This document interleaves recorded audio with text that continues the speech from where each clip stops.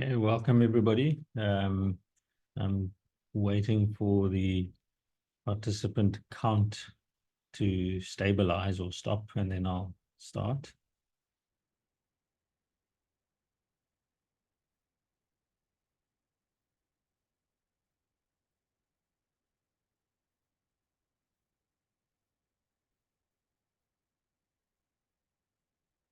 Okay, so it seems like nothing gets everybody out on a Monday as Donald Trump, clearly, for good or for bad. And so welcome everybody to this final webinar, for me at least, for 2024. As per normal, I will only see questions at the end, and we'll try and see which ones we can get through and so on. So what I thought I would do is step back slightly from the previous webinar we actually had on the Harris versus Trump election campaign, and in particular to focus on Trump's economic policy, and therefore what was evident in terms of Trump's first term in terms of the direction of economic policy and the promises that may have held. Now, what's really interesting is now that's a reality. So in other words, having a general discussion about tariffs and immigration and so on had less importance and impact, even when I was talking through it in the last webinar, than it does now. Now it concentrates the mind like nothing else, given Trump's victory. So that's essentially what I'm going to try and do, is re-look at his first term and ask pointed questions at every point in his first term to say, well, how different is it this time? What are his degrees of freedom to do the same thing? And then leading from that, talk to the key parts of Trump's economic policy agenda and what that may entail in terms of consequences for the US economy and potentially the global economy. Okay, so let me run through the first term, but starting with a really important warning label, right? And you've all heard the phrase correlation is not causality, but I think it's a really important statement in respect of what importance we place on the role of a president, frankly, any president, but let's talk to US presidents in shaping economic outcomes. I think that's a really, really important starting point. And I've used two graphics here, and I've got another slide to reinforce the point.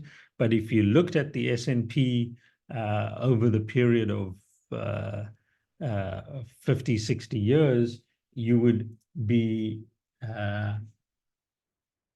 amiss to conclude that US presidents caused a rise in the S&P 500, right? The correlation is very clear, but the causality is clearly not evident, right? So we know Trump's presidency, Trump could have claimed, and so could have Obama, and to some extent Biden as well, could have claimed, well, look what I did to markets, look at the S&P 500. Well, we know, right, for a fact that the right-hand side that determines, that shapes, that influences, that causes movements, for example, in GDP and interest rates and so on, are much more than just a president's rule, right? And we know that in the Trump presidency, we had a particular interest rate environment. You had exogenous shocks. We had the pandemic in terms of his first term. And that's going to be true. So, and you had inherited policies, certainly for Trump one, such as Obamacare and fiscal deficit. That is going to be true for Trump second term. And that's really important to keep in mind. So when you see, for example, movements in GDP or stock prices, you will not be able to attribute every single economic indicator shift to the Trump presidency.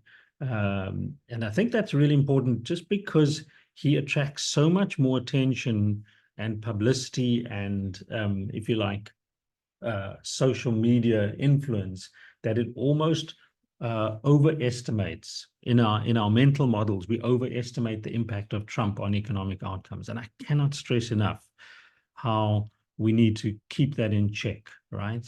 A Trump statement may move markets for a day or two, but in the long run, right? So if you take the next 3 to 4 years, do not forget that Trump's impact should not be overstated relative to other variables. Whether you're looking at GDP, whether you're looking at stock prices, whether you're looking at interest rates, and so on.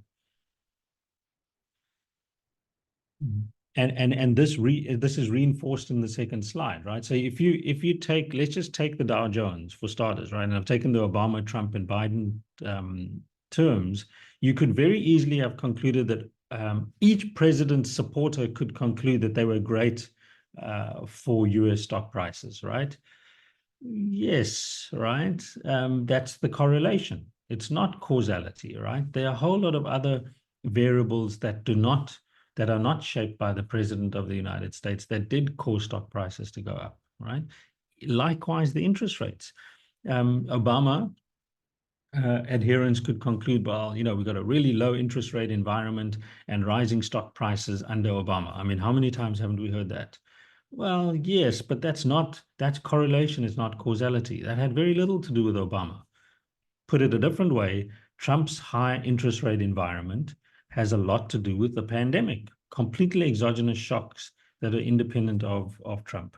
Likewise, for Biden, as we know, the incredibly high interest rate environment that he faced, the green line that you see here, is a function of inflation induced by the pandemic. And so the extent to which we attribute every single economic variable's change and shift on a monthly or on a quarterly basis to Trump needs to be kept in check. If you'd like to think of your mental model, or at least it's mine, I look at US GDP or US interest rates or US inflation on the left-hand side of an equation, and on the right-hand side, I've got a whole lot of other variables, right? That include exchange rates, that include climate shocks, that include interest rates or other macro variables, and the Trump presidency or statements of a president or political economy shifts are just one of them. So one very specific example, Trump wins the election and suddenly there's talk of the Trump trade, right? You've all read about this. The Trump trade has done this, and the Trump trade's gone, right? It's fallen away and given way to market fundamentals. Now, clearly, if you're in sort of short-term trading, you're playing on this sort of thing. But if you're looking at, let's call it longer run, even over a year or 18-month cycle, be very, very cautious about the importance one places on the role of the US president relative to other factors. So I think that's really important to keep in mind. So our eyes may be tempted away from other economic factors just because of, let's call it the large public and globally public personality of Trump. So what did he do? And this is really important, again, as we think about Trump in his second term. What were his major fiscal policy decisions? So one of the things as a lead into the warning label about do not overstate what a president's impact is on growth and employment and so on in a national economy. Let's say one entry point for thinking about the impact of a US president on the domestic economy is to look at their specific policy decisions. And so we then zone in, as we do with any president, zone in on very discrete and particular policy decisions, economic policy decisions they have made, and then ask the question, how has that played out? So Trump comes into office, right? And the economy is already booming. We've seen that. So let's put that aside. But he then faces a strongly disruptive force in the pandemic. So again, you've got to ask yourself the question for Trump too, what are the disruptive forces? Do we get massive climate shocks that we've never seen before? Do we get other sorts of unforeseen events like a collapse in the S&P 500, right? All sorts of things are possible. And then the question is, how would Trump respond? In this period, his key, as we know, his two key policy changes were around tax cuts, and that's come to the fore a lot in the public discourse at the moment, and then the COVID package. So the COVID package is less interesting for us in terms of obviously the second term, but the Tax Cuts and Jobs Act is a really important learning point for thinking about Trump too. So let's go back to the Tax Cuts and Jobs Act, which was enacted in 2017, so as he comes into power, and it is, right, really importantly, the most significant reform to both corporate and the individual tax system for the US economy for over 4 decades, right? So you do see this as a really key an important plank for Trump, for the Trump 1 presidency. I have here just in the table, just so you can look at the red circle, so to speak, if you want to get a sense of, if you like, the deficit impact, and we'll come back to that, and the revenues as per the size of a Trump 1 legislative package. You can see there are lots of things that are going on, but the big ones are the TCJA, the Tax Cuts and Jobs Act, and then the CARES Act, which is the pandemic one. This is the guy. The top one is the one we are most interested in for Trump 2, right? But in order to understand it, in order to predict what may happen in the second phase, we need to understand what Trump has, what Trump proposed and in fact is still in place under the TCJA of 2017. So what he did was to, of course, massive changes, not just cuts, but massive changes to individual and corporate income tax rates, with the headline one being the cutting of the corporate income tax rate to 21%, which was a massive supply side measure, which in many ways aligns to the biggest sort of supply side economics platform that a president has run on and delivered on since Reagan, probably.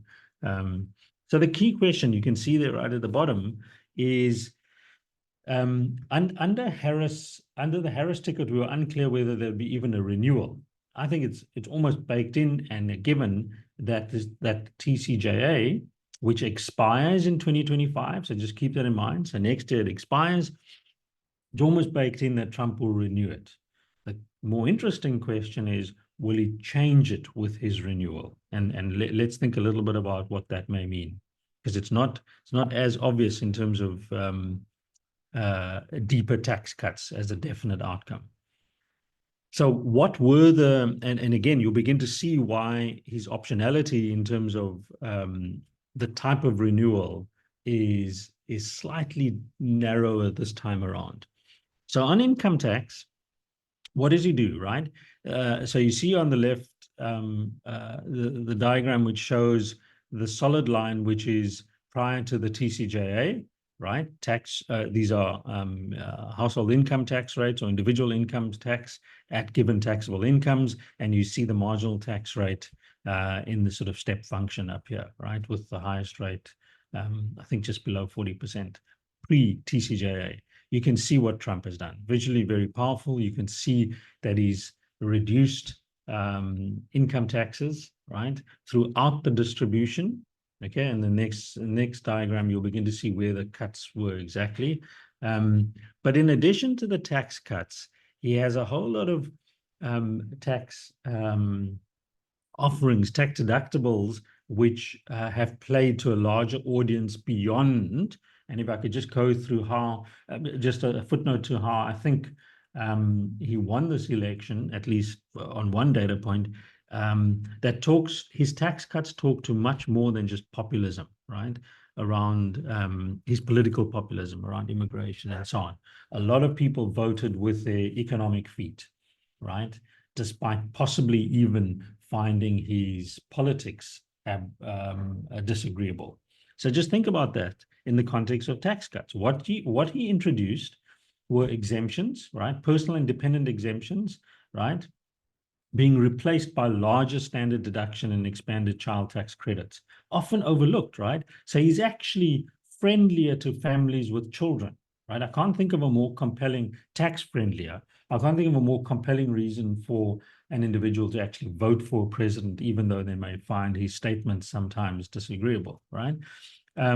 He sets limits on what states and other local taxes. So he puts caps on what states can do in terms of local taxes and other forms of taxes that they may introduce outside of the federal system. We're not going through a detailed tax run through of the US economy, but he also has something called alternative minimum tax, where the rules were relaxed, making it binding on fewer taxpayers. In other words, he lets more people out of the tax system, essentially, right? A key one is personal income earned by small business owners, which are a large proportion of the US voting sample, right? Were previously taxed at higher personal income tax rates. Now, or then through the TCJA, qualified this income as a pass-through income, right? So effectively what it does is small business owners, the take-home point is small business owners faced lower effective marginal tax rates for this under Trump 1. When Trump 2 faces them on the ballot next to Harris, they were very unclear what Harris was offering, right? It was very unclear what was being offered in terms of the TCJA and whether my tax would go down. With Trump, it was very clear. So there, if you're thinking of, and again, just sort of verbally going through some of the results that are trickling through at the state level, the fact that Trump won a large proportion of the Latino vote. A large proportion of the Latino vote are small business owners. Small business owners look at this and say, yeah, his politics, personal politics is not great. I may disagree with him on many things, but hey, I'm getting a massive tax cut guaranteed with Trump. Very good for my business and my livelihood. I'll deal with the rest.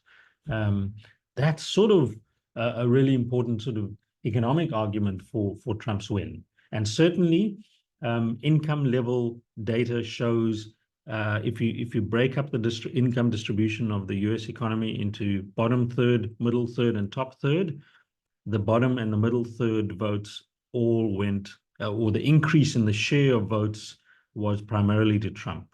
And Harris lost the bottom 2/3 of the US income distribution in terms of share of votes.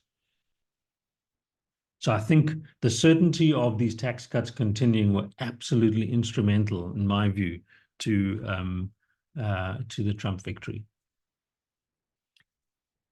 There's an interesting argument, though, that in the nuance of what is going to be offered lies in how one thinks about the tax cuts in more detail. So if we look at the last column of this table, you see that there were very, very deep cuts essentially at the bottom of the distribution, so the bottom quintile, right, 56% tax cut, and at the top, with the middle classes arguably seeing far more moderate tax cuts, right?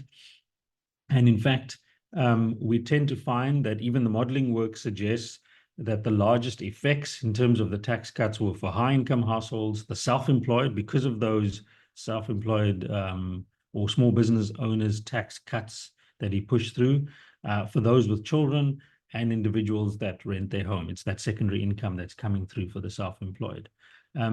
So the question really is not anymore about whether we're going to see an extension of TCJA, in my view. It's really about, will Trump and the Republican Party, Trump 2, go for deeper income tax and corporate cuts? And I'll come to the corporate cuts in a minute. Or will there be a mixed model? So in other words, he keeps the bottom quintile levels where they are and deeper cuts for those at the top end. Or a combination of moderate cuts for everybody, keeping in mind that he's got a fiscal deficit to worry about. And that's something really critical that I'll come back to. So one of the things, and again, lurking there, is to what extent can the US economy, with a rising fiscal deficit delivered partly by Trump, so just keep that in mind as a bridge for the later slides, to what extent are further tax cuts affordable fiscally for the US economy, right? If they don't pay for themselves, particularly on the corporate income tax side, then you've got a rising fiscal deficit that Trump induced in Trump 1, but will be less sustainable in Trump 2, to something to keep in mind.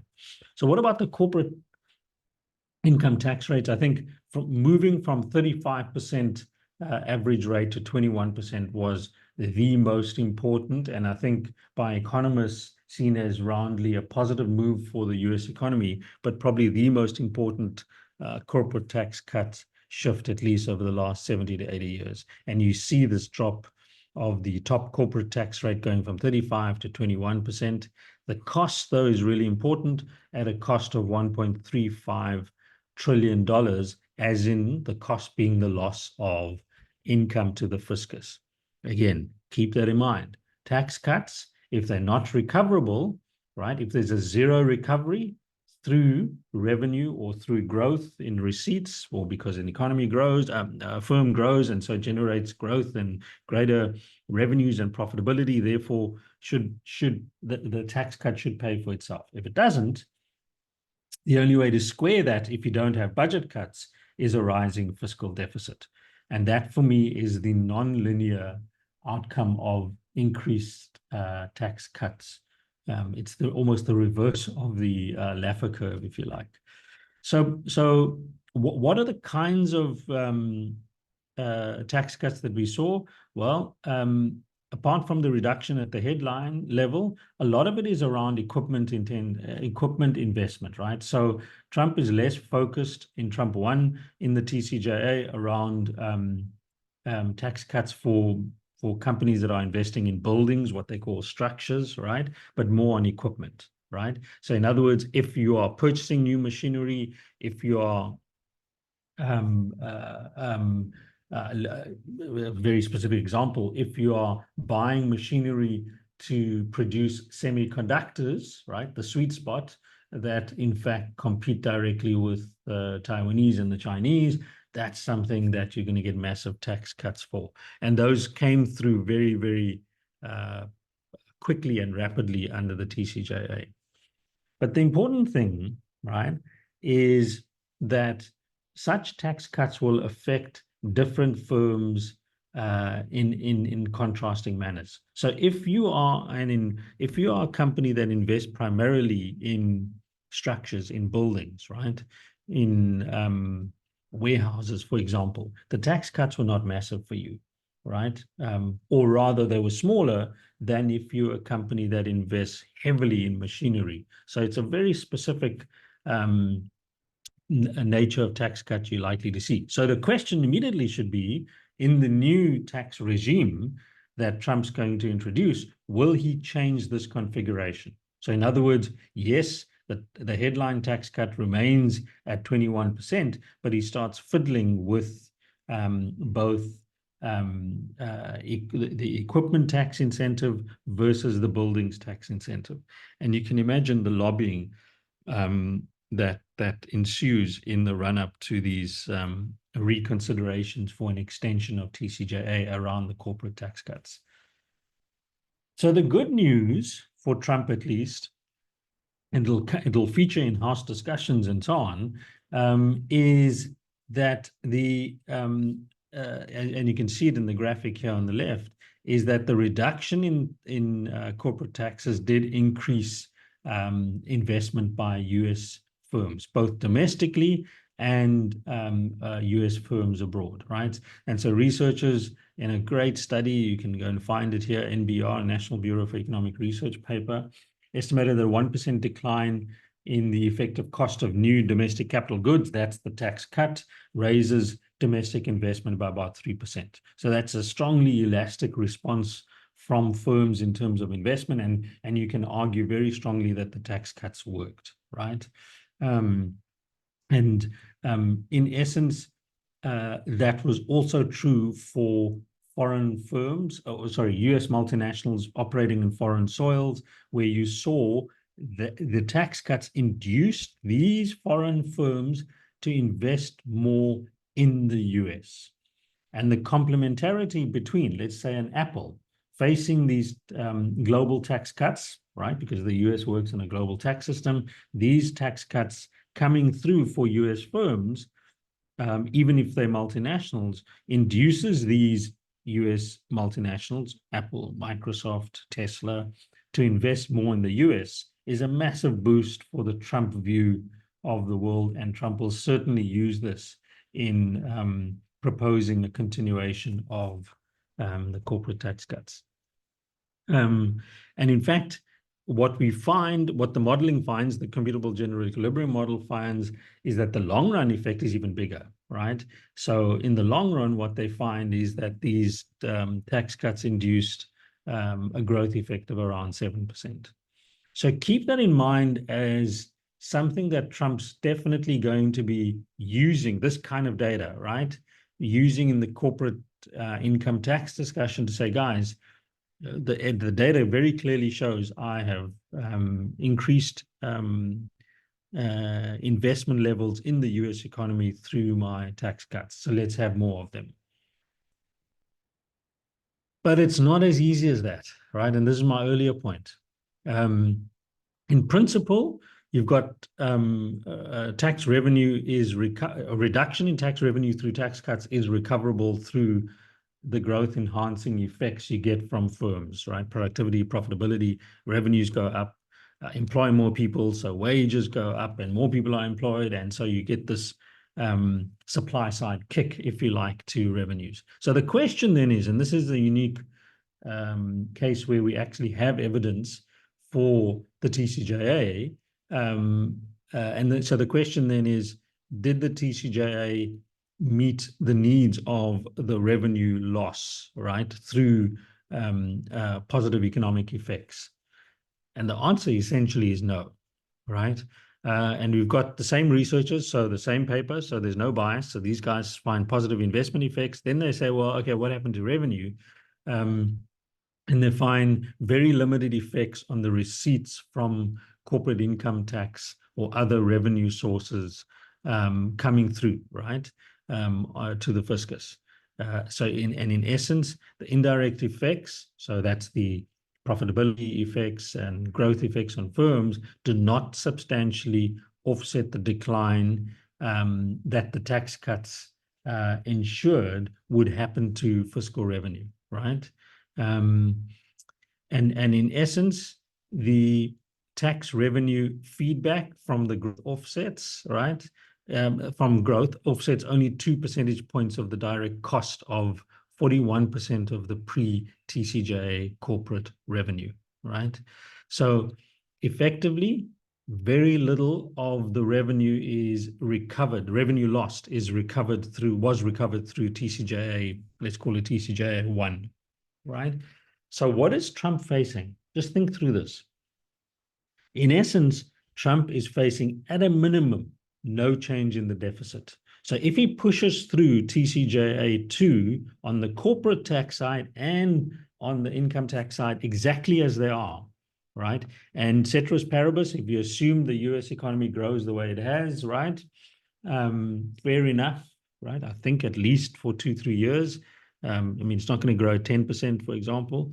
Then there's a real challenge for Trump in proving that effectively his tax cuts will maintain the deficit and at a minimum will not reduce the deficit to the US economy. So I think one thing that one needs to keep in mind is the extent to which a fiscal deficit that's the highest that it's been in absolute terms in US history is going to continue to be a feature in the Trump 2 presidency. I say this later, but you'll note his campaign was very thin on the deficit, whereas when he ran the first time, Trump was very strong on the deficit. I'll come to that in a little bit later.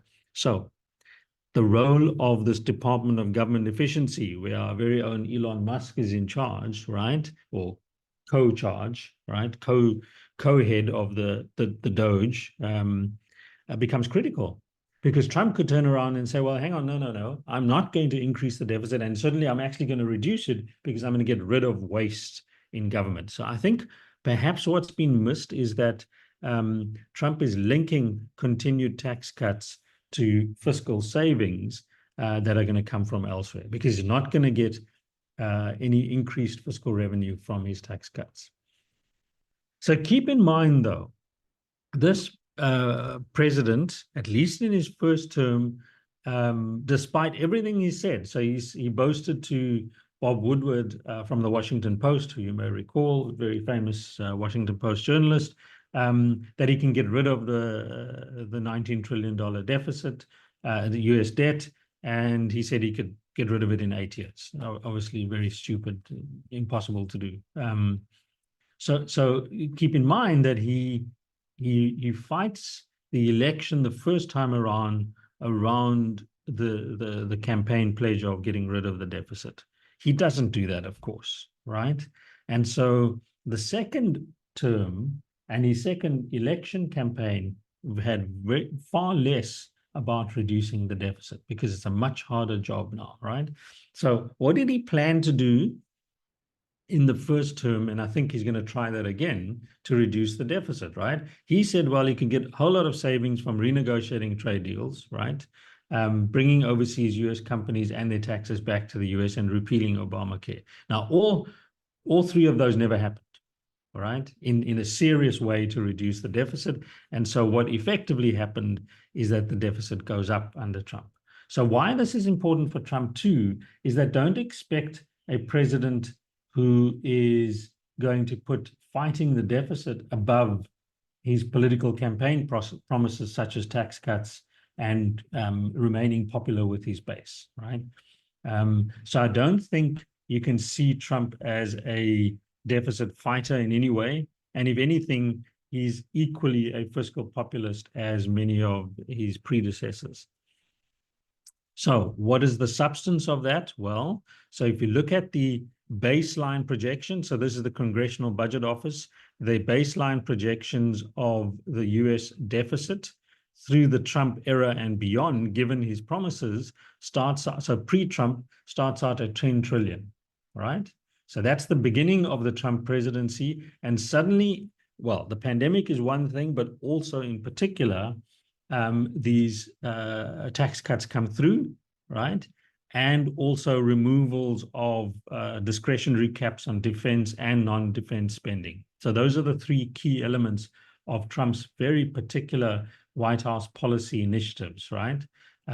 Once he does that, the consequence as a revised estimate from the Congressional Budget Office is a growth in the deficit. So if you wanted a pure sort of Trump effect on the deficit, that has to be it, right? Or the closest we have to it. Just remembering that the president doesn't sign off on these tax cuts or even the COVID spending. He, and it's always a he, has to do it through the House, right? Now, Trump managed to push this through the House with all sorts of negotiations between Republicans and Democrats. He controls the House in the second term, making spending or proposals easier for him to push through.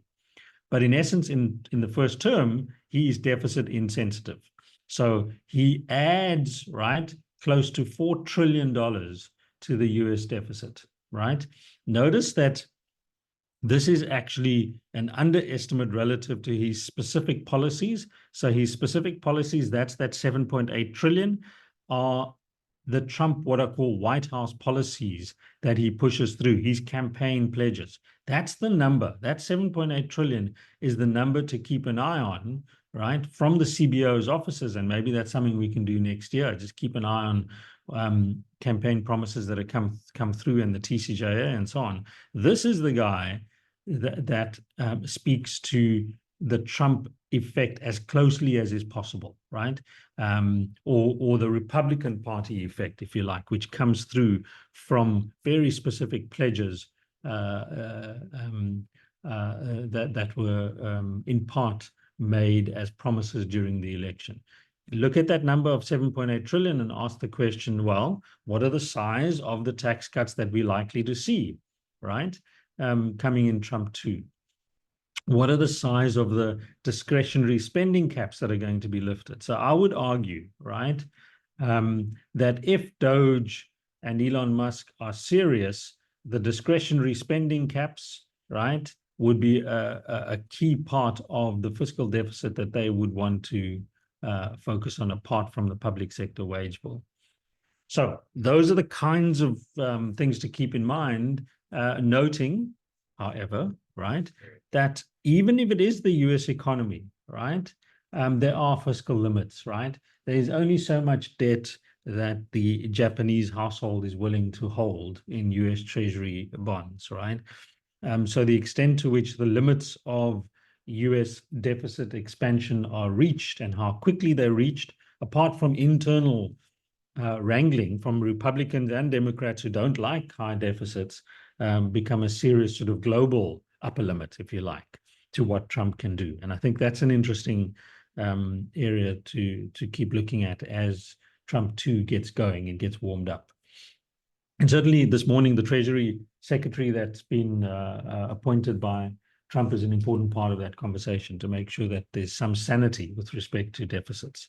So this is just a reminder that you are going to get a little bit of mathematics in how the deficit is presented because of how the CBO classifies, and they'll continue to classify it under Trump too, of course, the relative cost to the deficit of White House policies. So you've got that 7.8 trillion of White House policies that come through, but notice that you get things such as economic growth restatements, technical re-estimates, all sorts of things as numbers are revised. We see this with inflation numbers in South Africa, for example, and we all know this, right?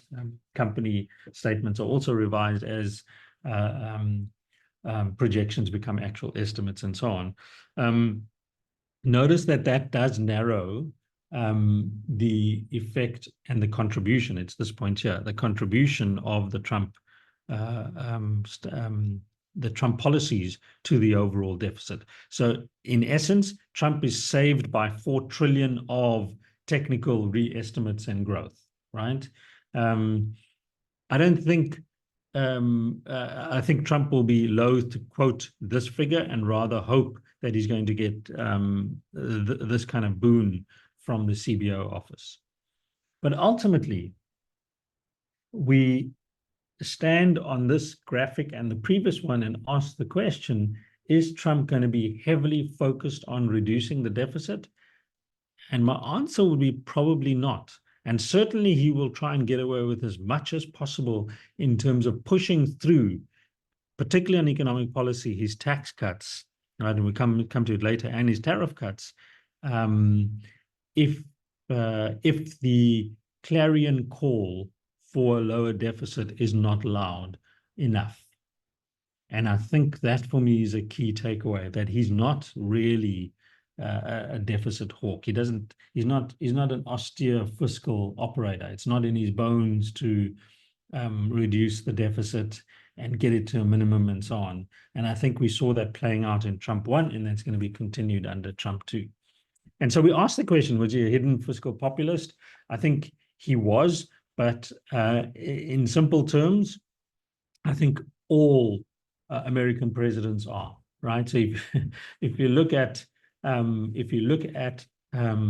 the actual passage of Trump policies, right, and looked at the voting results, overwhelmingly, right, of that 7.9 trillion, overwhelmingly 6.5 trillion, those passage of policies were a result of bipartisan legislation. So it'll be interesting to see, with the pandemic pulled out, which I think was a more important sort of meeting of minds between Democrats and Republicans, to see whether the deficits and the hawks start separating, maybe not even on party lines, but start separating on economic policy lines in terms of allowing Trump to push through, let's call it a Trump 2 package. I think the Republican-controlled Senate is not a guarantee for Trump that deficit increases will be tolerated, right? Even if they come through tax cuts and tariff adjustments. So onto tariffs. We know the story, and we've seen it played out very well of Trump's massive turn to protectionism, and you cannot overestimate the extent to which Trump is the first protectionist president we've probably seen since Wilson, I think, in terms of the trade policy. So this turns away from the US, which saw itself as the sort of standard bearer for free trade, right? Globalization, low tariffs, free trade, remove barriers. This is all good for global competition and domestic competition and so on. That's all out the window, right? And it suited the US very well until they started losing to China. I mean, if I had to put it very bluntly, right? So suddenly then greater competition is not so great when you are coming second, right? In the economic race, so to speak. And I think that's been the challenge for the US, particularly when you look at manufacturing and so on. So what did we see? We saw this massive increase, not just in the number of products, right, that faced tariffs. So it goes from a negligible amount to 12,000 new products that were introduced by the US economy to face renewed tariffs, with the overwhelming proportion. You see that, right? 9,000 of the 12,000 were on China, or in fact, close to 11,000 were on China. But over time, not only did the tariffs go up, but they also started covering a greater number of countries. So once he was on that journey, people were like, okay, well, if you're going to protect the cheap solar panels, why not protect us in aluminium? Why not protect us in steel? And so countries like Canada, Mexico, and many countries in the EU started facing steel and aluminium tariffs, right? Remember, keep in the back of your mind, Trump has not only promised to continue this, but to increase the level of tariffs. Think of this as another feature where those, think of the Rust Belt, those workers in that part of the world who are facing increased pressure from China didn't know where Harris was going to go with her tariff policies, but they knew that Trump was going to protect their jobs. Another tariff-driven economic policy reason for people voting for Trump. So even though heavily targeted at China, he's starting in Trump 1, he starts to wage trade war with essentially the rest of the world, right? But there's retaliations. So in other words, keep in mind that countries are not passive in the trade war, right? Particularly large dominant economies like China, Canada, and to some extent, key critical economies for the US economy, such as Mexico, and of course, large parts of the EU. So what do they end up doing? And you would recall we discussed this the last time, is that you see the retaliatory tariffs, so that's panel B at the bottom, also go up. So China increases average tariffs, right, in relation to the US, by more than double, right? From 8.4 to 8, close to 19%. But on average, across all these economies, Mexico, Turkey, the EU, Canada, and Russia, you see the average tariff go up from 7% to 20%. So let's just compare that. The US says to the rest of the world, or key trading partners, we're going to go from 3 to 17%. The rest of the world says, okay, fine, we're going to go from 7 to 20, right? And in many ways, it's a trade war. Right? In many ways, that's the essence of what happens when you begin a journey of higher tariffs. You open yourself up to retaliatory tariffs. Now, what China did, and as it turns out, the EU and many of these large economies initially, was to be strategic about the tariff increases they chose, focusing on those areas, as in states where Republican votes or key Republican senators supporting tariffs were located. And the classic example was the targeting of Harley-Davidson motorbikes specifically for much higher tariffs by the EU, because this was the home state of the then Speaker of the House, Paul Ryan, a very pointed, almost sniper, right, targeted at particular components or parts of the Republican Party. This is not going to go away. The return to protectionism will stay because Trump has ramped up, if anything, his war talk, his trade war talk, right? And that, therefore, by extension, must mean that key trading partners, these same economies on the left, China, Mexico, Turkey, EU, Canada, Russia less so because of their war, are going to increase tariffs. So we have now entered, right, without a doubt, right? Whereas I think under the Democrats, you may have had a possibility of negotiations. Let's walk back some of these. Let's be a little bit more considered about where we increase tariffs and so on. With Trump, it's a pure political play, right? The Make America Great Again, which means protecting American jobs, which means tariffs everywhere. And therefore, I think we've entered a period, in my view, of even more retaliatory tariffs.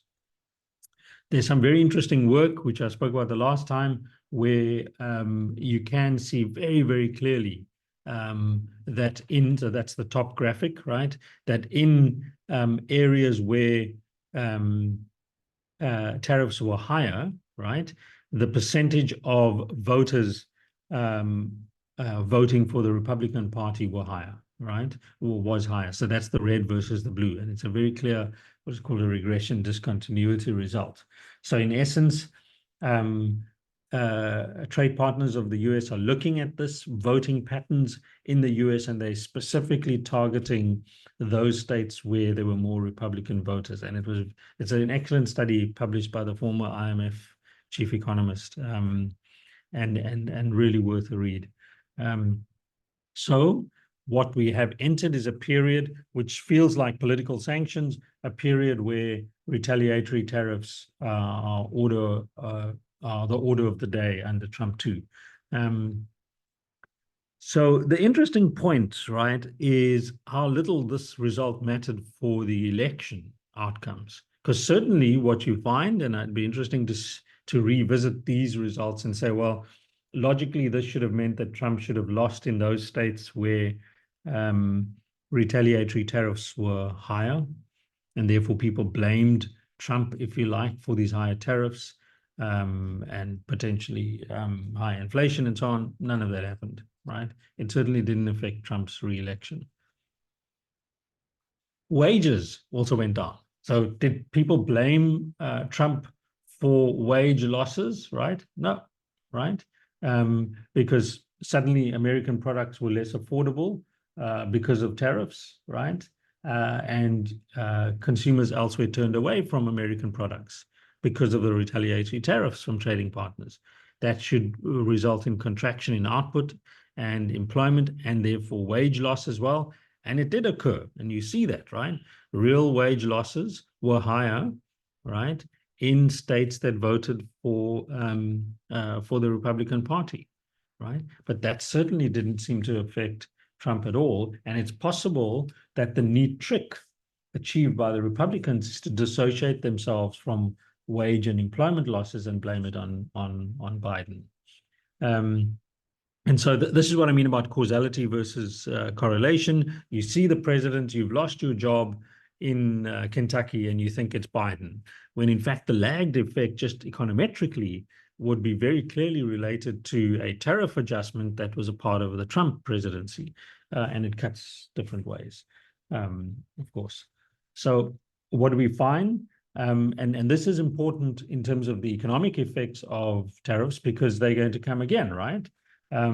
Is that the Penn-Wharton budget model finds that Trump 1's tariffs cost the median US household with earnings, right, so smack bang in the middle of that distribution of about 61,000, cost them about $500 to $550 a year, right?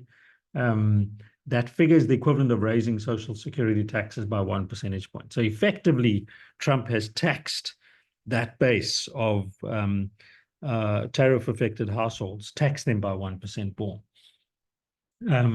What did it do, right? Prices of imports targeted by tariffs did not fall, right? which simply means that the tariffs didn't result in any price adjustment, and if anything, added to inflation. And hence the key concern that's coming out, of course, in the media, you've seen it, is that higher tariffs imply higher inflation. All sorts of concerns around that 2% target for, or even if you make it 3% for the Fed, right? So the Fed is clearly very vested in what happens to tariff adjustments, right? The resulting losses due to high import prices to US consumers and firms who buy these imports was 51 billion, so not a small over quarter percentage point of GDP, right? But the general equilibrium effects show that the loss to GDP was smaller, 0.04% of GDP due to redistribution of buyers of foreign goods. I'm no longer buying these expensive foreign goods. That's the point of tariffs. I start buying local, right? And to some extent, that's, like it or not, that's Trump's MAGA in real terms. He could show, well, I've sacrificed 0.4% of GDP in the short run, but I'm bringing production and employment back to the US. And it's that resetting that he's going after. And that's why, because it's worked first time around, he is definitely keeping with the current tariff regime. The question is how far he's able to go in terms of new tariff adjustments. And we'll talk a little bit about that later. So I'm aware of time. As you can see, it's a super interesting topic. Trump and immigration. Remember that so positive and negatives in terms of his promises. So he does actually manage, in terms of even legal immigration, to moderate the share of immigrants coming into the US. So you do see a flatlining of the country's foreign-born population, right? But the number of immigrants continues to rise under Trump, but again, more slowly. So you still see an increase, but the share is starts flatlining, which means that he's keeping immigrants away, both skilled and unskilled. And that's the key thing, right? That despite the promises to build a wall, I'll come back to the second, which is about unskilled immigrants, if you like. Skilled immigrants also find the regime very, very punitive. And in some ways, that has benefited China and other competing economies who have a dearth of skilled workers. And so the simple fact is, skilled workers who are mobile may be less likely, right, especially if you're from a developing country, may be less likely to want to go to the US, where under Trump presidency, staying in a job, work permit approvals take longer, and entirely different sort of jingoistic atmosphere takes over. And we saw that in the data where many Chinese Americans actually left under Trump and moved back to China. That may continue.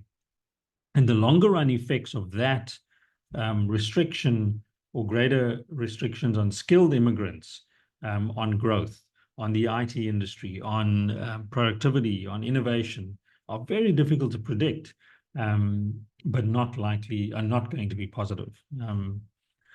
The one interesting thing about Trump is that, so in Trump 1, he doesn't do much with the wall, right? Building a wall becomes a wonderful campaign slogan for him, right? But he doesn't really manage to finish the job. In fact, some would argue he barely started it, right? Still got over 1,000 kilometers that he'd sort of started, but essentially done nothing with. Note that in the second run of his presidency, he says very little about the wall. He talks much more about immigration and banning individuals, and he's got this new immigration czar, and it's more about being much harder on the rules of staying within the US for illegal immigrants and so on. The wall seems to have receded a little bit from his campaign promises, but that continues, right? So what we need to think about, I'll come back to that a bit later, is what the consequences are for the economy. Trump 1 was a climate change denialist, and Trump 2 is the same, right? So what you are going to see, and I think at least as we think about the global climate change agenda, COP29 is just finished and so on, Trump has some useful allies, particularly in the Gulf states, who've been pushing back on all these climate change promises. And now suddenly he has useful allies and certainly is going to walk back on all of Biden's promises, right? So in terms of climate change, we are going very far back in terms of a progressive agenda that at least tries to prevent massive global warming. What we show here on the left is really important. These are RCP 4.5 and 8.5 are essentially assuming modeling estimates of, let's just say, temperature increases. Keep it simple, right? And what would be the cost of these temperature increases, right? According to the different model scenarios, 4.5 versus 8.5, in 2050 versus 2100, the cost to mortality, reduced labor productivity, damage to roads, inland flooding, all sorts of what we are calling climate change shocks. And it's very clear that these ramp up tremendously, right, in terms of damages to coastal properties, in terms of the impact on labor productivity for warmer climates, and so on. These are going to ramp up considerably under Trump, right? So the threat of negative economic costs emanating from climate change simply grow under Trump. And I think he has shown that he's willing to move to a position where climate change denialists will be in charge again of environmental protection and the US sort of environmental policy. And personally, I think that's a very dangerous place to be in for us as a planet. But do not discount the extent to which at some point the impact on the impact locally in the US of climate shocks, such as damage, such as floods, and the effect this is going to have on interest rates, on insurance premiums and so on, starts kicking back and becomes an economic cost that perhaps parts of the Republican Party cannot ignore. So this was very quickly, this was a modeling effect of the true impact of Trump on the economy. Just a reminder, it's a very careful econometric estimate using what is called a doppelganger, using a selection of economies that look like the US economy, but the one difference is they didn't have Trump. And in essence, the finding from the modeling for Trump 1 is that it had very little effect on GDP, employment, the labor force, and the unemployment rate, which, if you're thinking back to my earlier point about correlation versus causality, just keep that in mind. As much as we talk about overall effects, there's so much else going on in the US economy. It's just that he's such a compelling figure that we have so many views on what economic policies will bring about. That's not to say there won't be effects, right, at the margin, but they can be countered.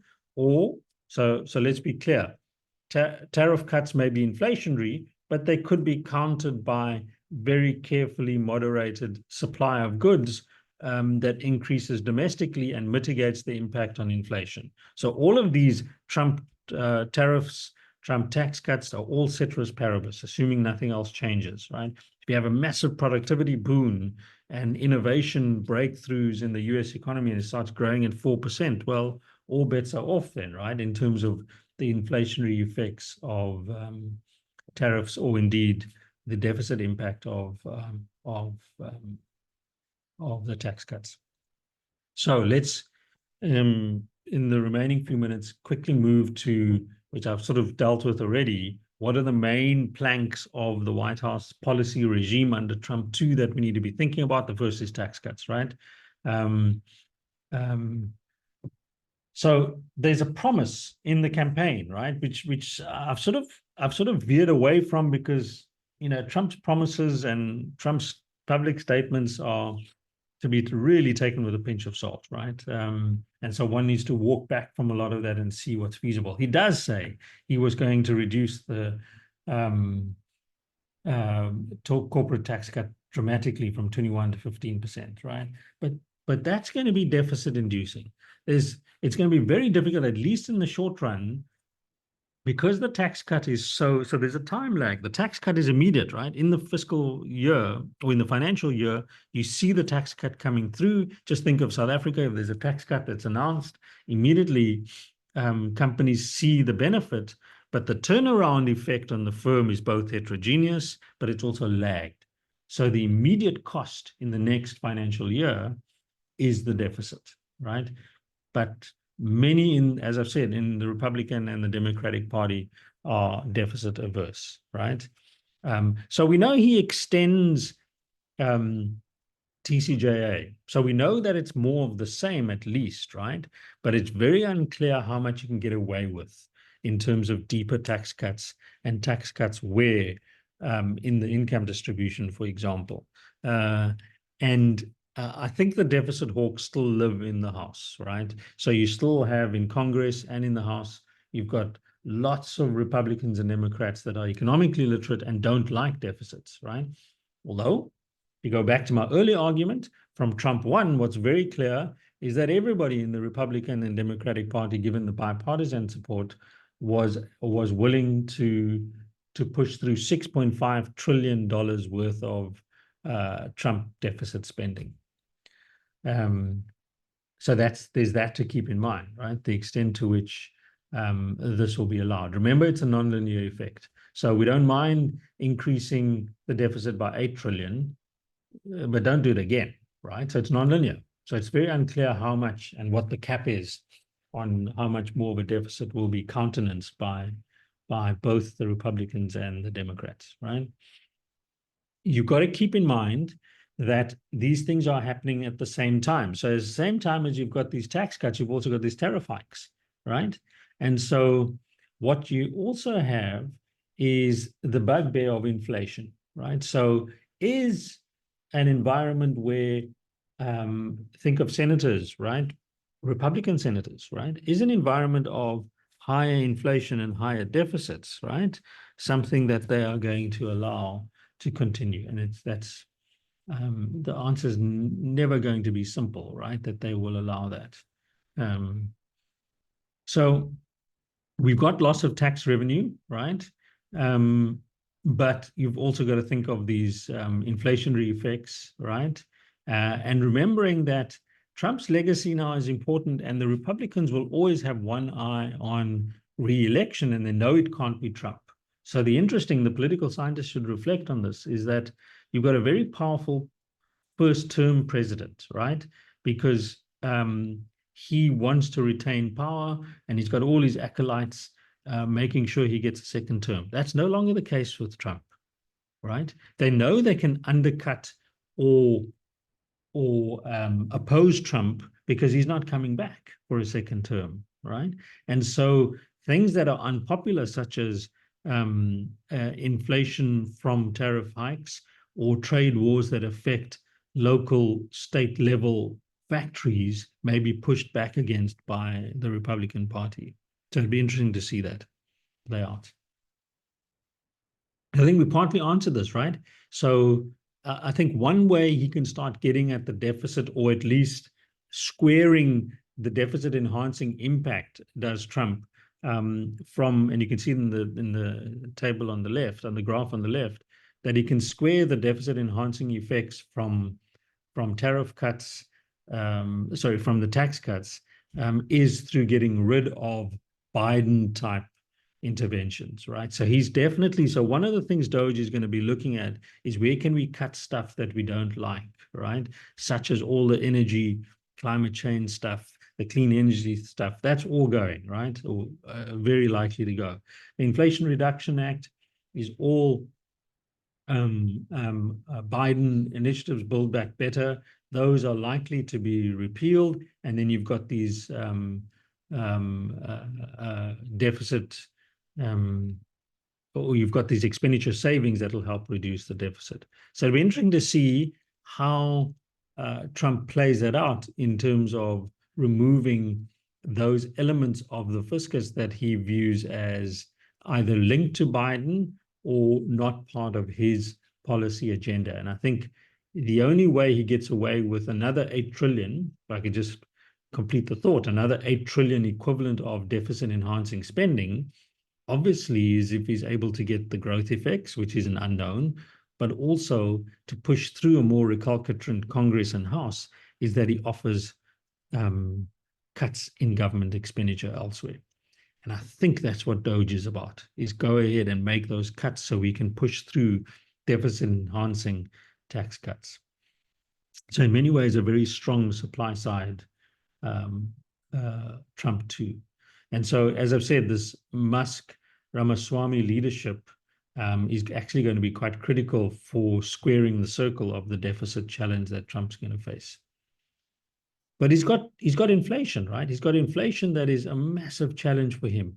If he pushes through on tariffs, which is a big part of the MAGA sort of we're going to take on China kind of storyline, if he pushes through on that, right, he has almost definitely got pressure on prices domestically, right?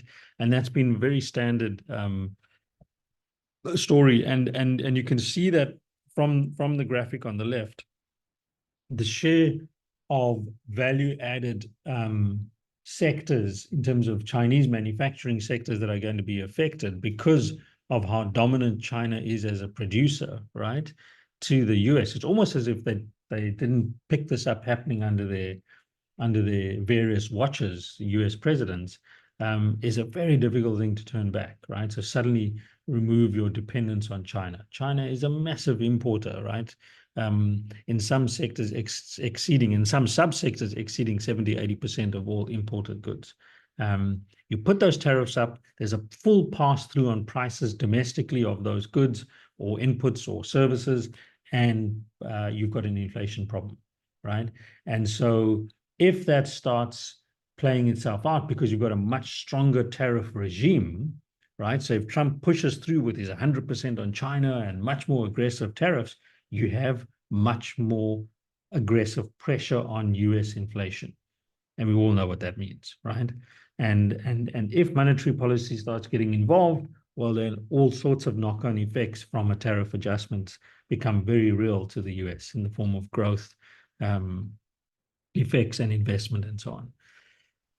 One thing we haven't spoken about is Ukraine. So it's one possibility, again, lots of hoops to go through, is we know that Trump is much sweeter on Russia than Biden has ever been. Trump is likely to want to withdraw any kind of extraneous involvement in US wars. He's always been a Wilsonian in that way. He likes benefiting the US directly, and he doesn't like getting involved in foreign wars and so on. And so together with his closer relationship with Putin, you may see him pressuring Ukraine for a resolution. And the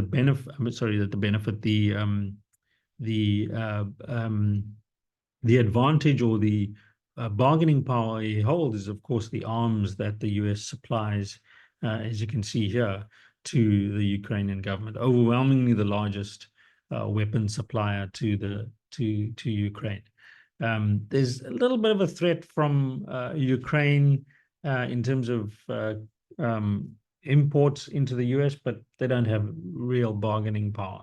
And so I think if you combine that with Trump's unwillingness to meddle in foreign wars and not kill US soldiers and so on, and the added advantage that it helps reduce spending, right? You may, in fact, see a quicker resolution to the Ukraine-Russia war than one would have under Harris.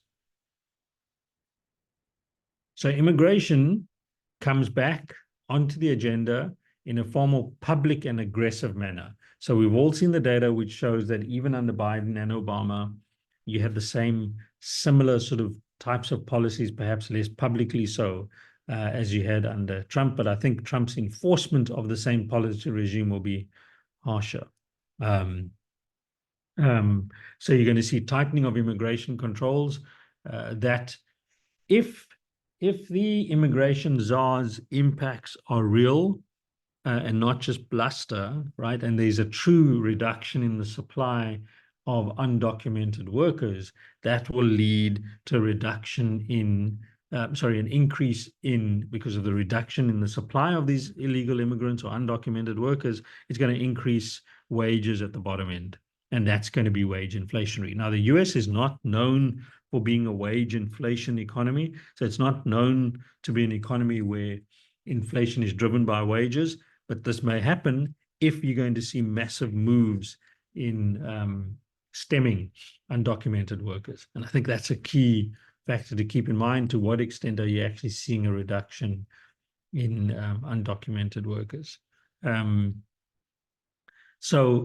Just to keep size and shape in mind, immigrants account for about 14% of the US population, right? But of whom half, right, are naturalized citizens, another 20%, so let's call it 75% are lawful or naturalized citizens, and it's the temporary lawful 4%. So you're looking at about 20% of the full immigration population of the US that actually is the focus of the Department of Homeland Security.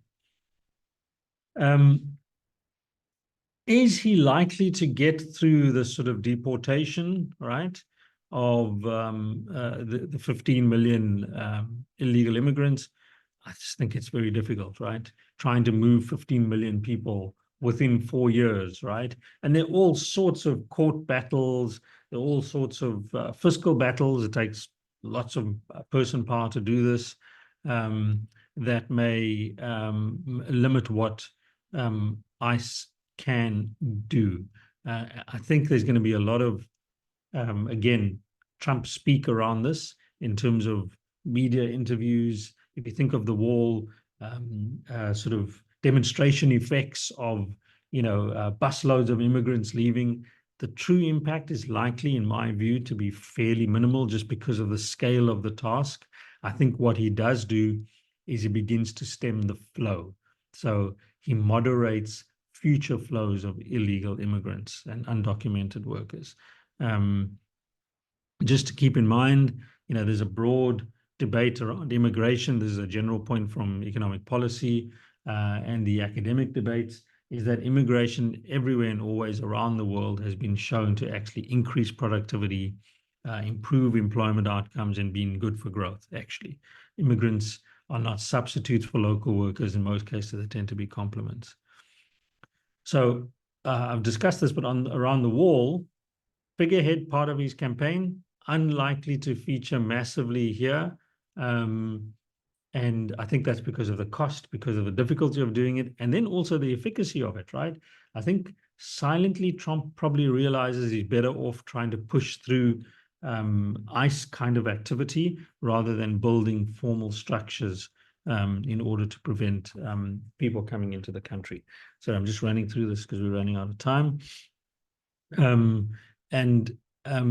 Even though he stemmed the tide to some extent, it's very, very clear that he's got to find other ways to increase his war on undocumented workers. I don't think you're going to see many pictures like the one on the right with Trump near the wall. I think he's going to be more about his czar and busloads of people that he's actually managed to move, just because the wall has lost its credibility. So final thoughts on Trump before I get to some of the questions.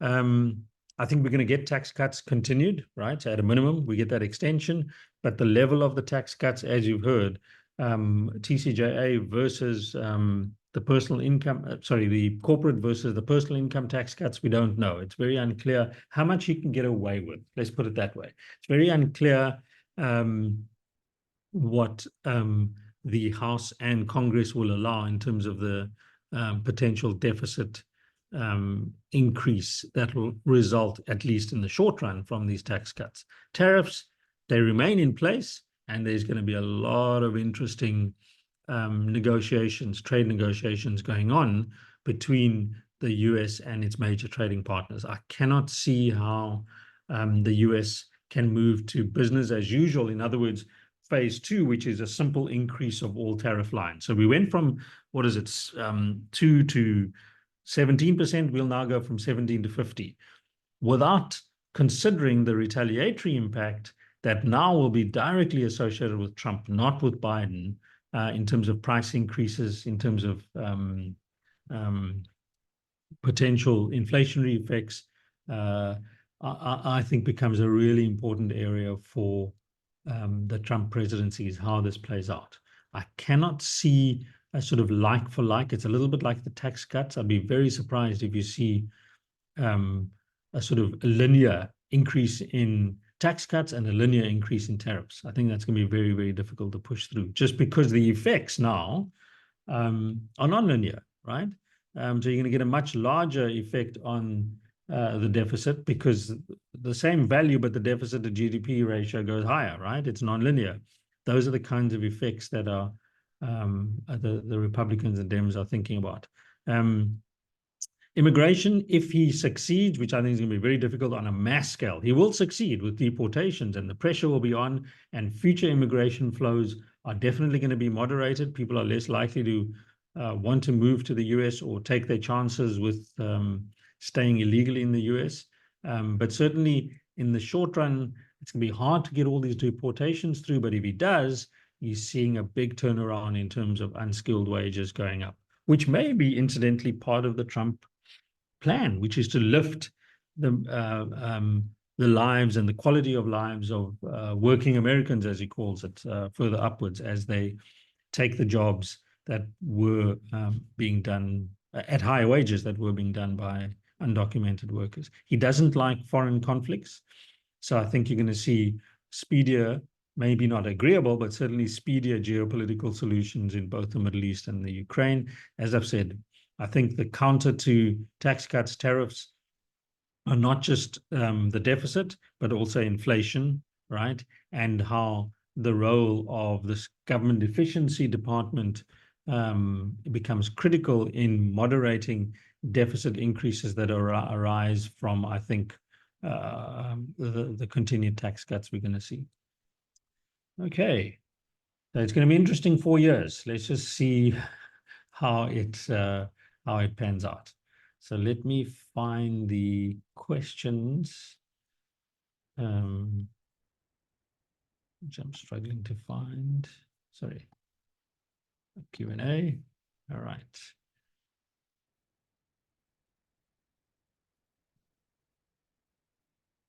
Right, so there's a question from Sean, I think. Interesting to overlay presidential terms with wars involving the USA and economic stimulus, the defense industry that it has on the US GDP and our markets, right? Good wars stimulates the economy. Yes, so many have argued that the US is sort of a permanent war economy, in the sense that wars are good for GDP and good for growth. And so defense spending is key to the US economy. Again, it's correlation versus causality. So already a lot of defense spending is baked in, because you've got these army bases all around the world. Trump's not going to remove them, but I think you're right. The marginal effect of not supplying Ukraine with arms or reducing arms support to Israel, for example, unlikely to happen, but those are the kinds of things where you can see potential effects. Anonymous says there are a lot of signs or information that indicates that a Trump 2 US economy is going to be very different from Trump 1 in a positive sense. So what are your thoughts on the new Doge? So again, starting from the assumption that Trump and the tax cuts and tariffs and immigration and foreign conflicts, if you take my 4 factors on the right as representative of Trump policy, those are 4 of many other variables that will and can impact on the US economy, on US stock prices, on US employment, on interest rates, on inflation. It's a much more complex economy, a much more complex transmission mechanism than pure Trump effects. That being said, I'm not sure that the impact on the US economy is necessarily positive from Trump 2, even if we control for other factors. So, for example, tax cuts could increase the deficit, not good news. Tariffs could increase prices, not good news, right? Immigration, shifting up unskilled wages, not good news for firms, but very good news for American households, and so on. does the new tax regime broaden US market performance outside of, thus suggest greater retained US exposure? So the new tax regime hasn't been announced, remember, right? So we don't know yet whether multinationals, right, are going to see greater benefits or fewer benefits relative to the initial TCJA cuts.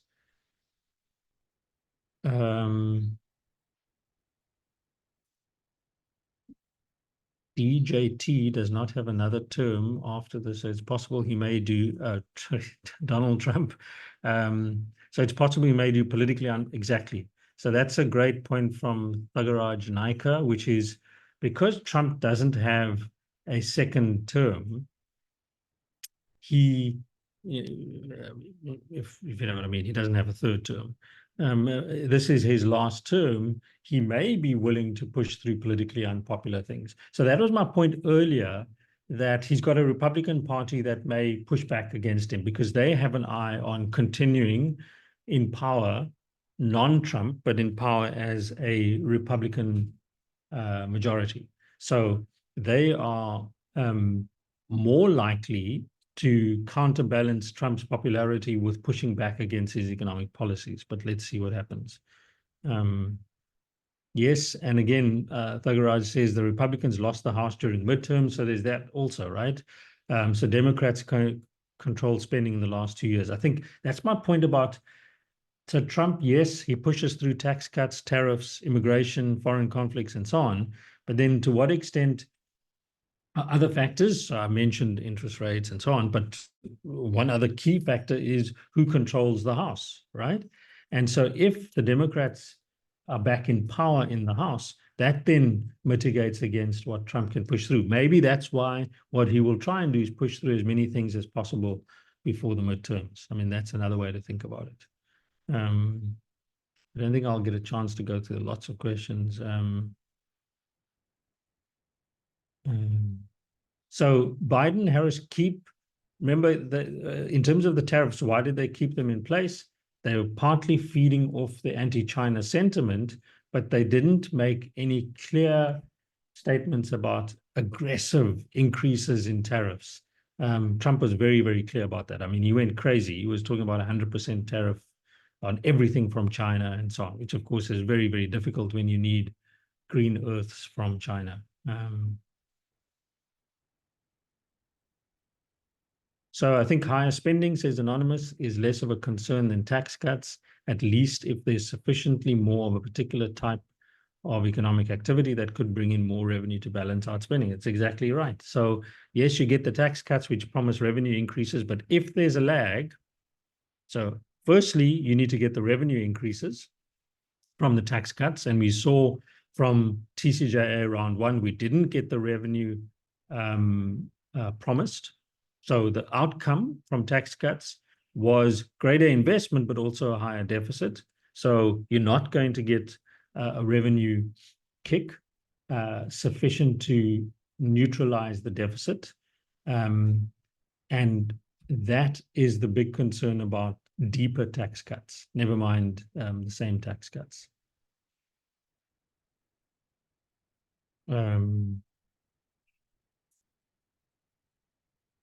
Will the US Fed and US monetary policy remain independent under Trump too? I think so. I don't think you're going to see Trump less like or aggressive in terms of, he will make statements, in Trump, right, that try and pressure Powell. I don't see Powell listening to him.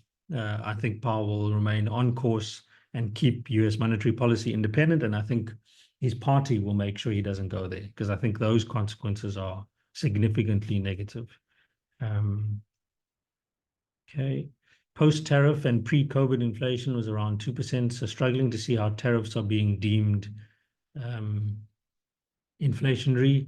So again, we go through a period, right, where, remember, under COVID, we see supply side shocks that significantly increase prices, right? So we come through a period right, in fact, are very high inflation in the US, reinforced by tariffs because of the pass-through. And all the data does show that. So it's not a one-to-one. So, tariffs mitigated against tariffs increasing prices, but then moderated, say, by supply side responses in a good way. So increased supply of local goods will dampen the effect on inflation. But previous evidence, I didn't discuss it here, econometric work shows that tariff increases for the US economy have had a pass-through effect on prices. So I think you definitely will see a contribution to higher inflation. Whether that's countered by other effects is unknown, hence my ceteris paribus point. Yeah, another question about US Fed and US monetary policy. I think they will remain independent under Trump too. Just, being Trump, just expect lots of bluster and expect lots of public statements criticizing the Powell, for example, or saying, don't blame me, look to Powell, so all sorts of things. But I don't think legislatively, certainly, he can influence monetary policy. Okay. Does the Trump administration spell the end of these, that's from Carabo, end of these institutions which the West has set up, ICC, WTO, NATO? I think what it does is puts more pressure on them. If you go, again, according to Trump 1, where he was very critical of the UN, he wanted to remove the US from NATO, refused to sign climate change agreements. And of course, in the WTO, he's basically ignoring the WTO and doing bilateral trade arrangements and agreements with trading partners. Angus has asked what might cause the rest of the world to start selling the US bonds they hold. As I understand it, the deficit is financed by issuing. Yes. So the point I made earlier, Angus, is that there's a limit to trusting the US to repay its debt, even amongst Japanese households who are the largest holders of US debt. And I think the deficit is one figure they keep in mind, right? And I think the US economy is aware of that, and the threat of, re-rating bonds, for example. I think it happened once, at least in the last decade, is a very real one. Okay. So what if Trump does well and Trump haters miss the investment train? I think it's, it's simplistic. It's not about Trump haters or Trump. I mean, I try and understand Trump's role in economic policy. And I think keep in mind, that'll be my last statement or last response, if no more questions, around tax cuts, tariffs, immigration, and foreign conflicts. If you focus on those four and the impact that it's having on the deficit and inflation, then I think for me, that's the interesting aspect of the Trump presidency that we need to keep in mind. Okay, well, I hope that has been of some use, very verbose, and I apologize, but I hope that has been of some use to those of you listening in, and I wish you a wonderful December holidays, and I look forward to engaging further in the new year. Thanks very much. Goodbye.